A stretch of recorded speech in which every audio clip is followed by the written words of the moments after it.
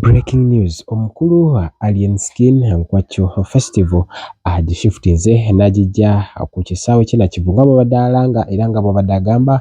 mpaka wali ku Wonderworld ekansanga era nga amaaso ngenda kuba nga mukulaga naye nga bino byakagwawo ensonga evudde ku ki ngenda kuba nga nkubulira maaso era nga naye ayogera ebyaddala wuuyo nga awera lwaki ashiftinze Nkwacho Festival okugitwala wali ekansanga ku Wonderworld. Nkujukiza video eno liking, subscribing, liking ate tusooka nga tutambulira ddala wamu abonyigamu ka like ako ate oba oli awo bokolera ddala ekintu ekyamaanyi era nga butereevu awonyiga subscription button eyo oba weeyunze ku Wonderboy family ate tusooka okuba nga tutambulira ddala mukujukiza mikwano gyaffe aba Wanda Jazz bano batusoma jozi okuva wali ebiruga nga ina gyo sinzira okuba nga tulaba nkugamba nti make it happen ate buli kimu kisobola okuba nga kitambulira ddala bulungi nnyo mikwano gyaffe abo aba international conference ngenda kuba nga mbakubulira awo balina omusomo gwa kabi maaso awo ngenda kuba nga kalanga okalaba katugenderewo ku nsonga shiftingsiza omukulu Alien Skin okujja ekivulu ekibadde ekisuubira okuba wali ku kisaawe kya ham eba ekya Nakibubo stadium okutuuka nga akitutte mpaka eri ekansanga kakati obuzibu buva wano ku Lwomukaaga najja nembabulira nembakakasa nti ebyaddala ham atayinza kukkiriza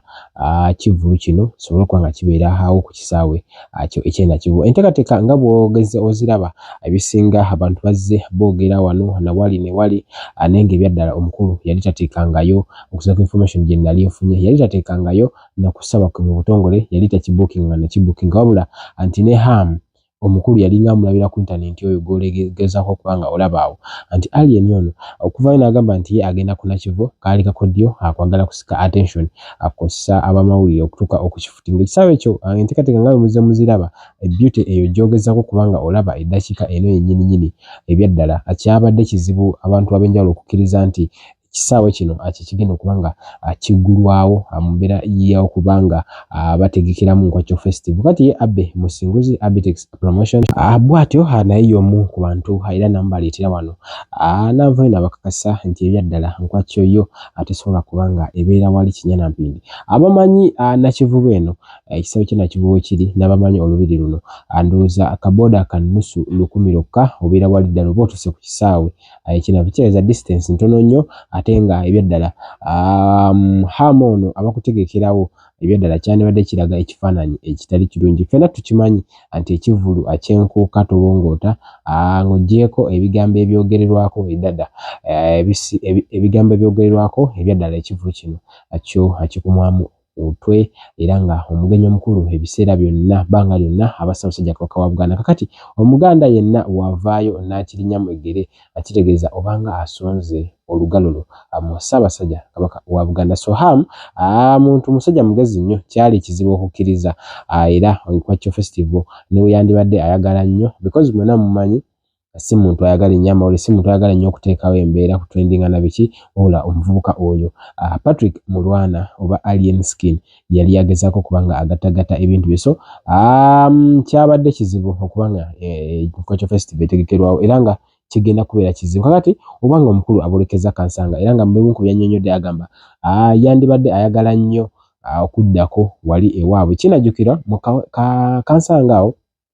kigambibwa mu Kiwempe omukulu bw'atyo bwe yasobola okuba nga azaalibwa era nga we yakulira ebbanga lye lyonna yakosa obulamu bwe bwonna awangalidde nnyo awo mu Kiwempe so ashiftinze n'agenda wali ekansanga awo ndowoozaamu nti omukulu akoze move ennungi nti naye kennyini okuteekawo embeera ku Ssaabasajja Kabaka wa Buganda ng'oggyeko okuba nga atunula mu kamera nga omuntu eyeekazaako the unruly ndowoozaamu nti omukulu Alien Skin move yali nkyamu okuteeka ku ekivulu lunaku lwe lumu mu ssaawa zimu ate nga already balina embiranye n'omutegesi Abbe Musinguzi Alien Skin kyandibadde kizibu okuba nga kino ali kinyumya atya era nga obuwagizi bw'abadde aluzinzaawo kibadde kizibu okuba nga abasobola okuba nga abuuza naye kati alina chance okulaba nga at least ne ku bantu ffenna tukimanyi nti ebivulu byonna ebibeerawo nga 3 osogenda ku Sheraton beaches zonna amabaala gonna agasinga abantu so ebivulu biba bingi ebikujjuko Serena nawo ndaba waliwo ekiriwo siba kizibu okubanga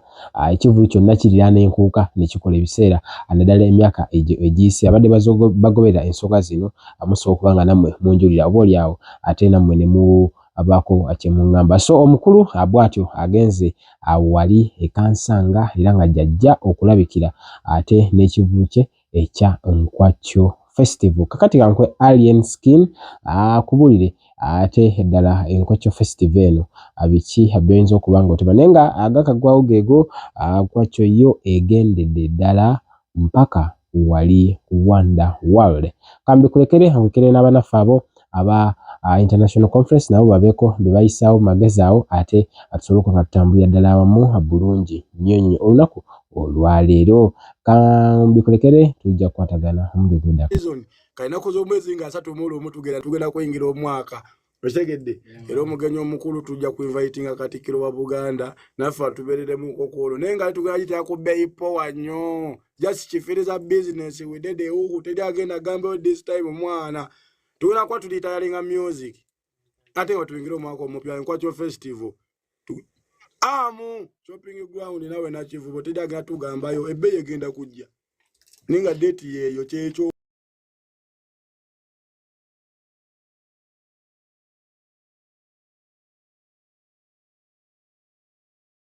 Is Andrea. Are you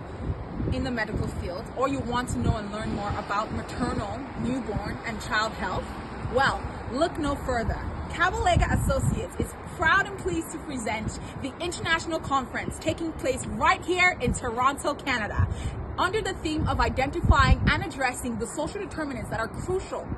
towards improving maternal, newborn, and child health outcomes. During this conference, we're going to be discussing the strategies for improving access to quality healthcare services, reducing maternal mortality rates, and increasing the awareness of child development amongst caregivers. This conference will be taking place on the 23rd and 24th of August 2024 at 237 Sackville Street, Toronto, Canada. Now for registration costs. So for international delegates, it will cost you 380 Canadian dollars. For international exhibitors, it will cost you 800 Canadian dollars. And for international students, it will cost you 200 Canadian dollars. You will also be provided hotel accommodation, which will cost you $200 per night.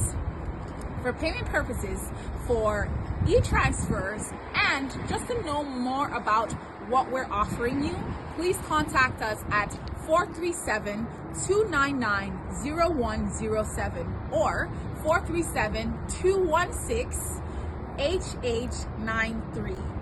You can also email us at kabalegaassociates@gmail.com. Our website is www.kabalegaassociates.com. I am looking forward to seeing you there. Goodbye.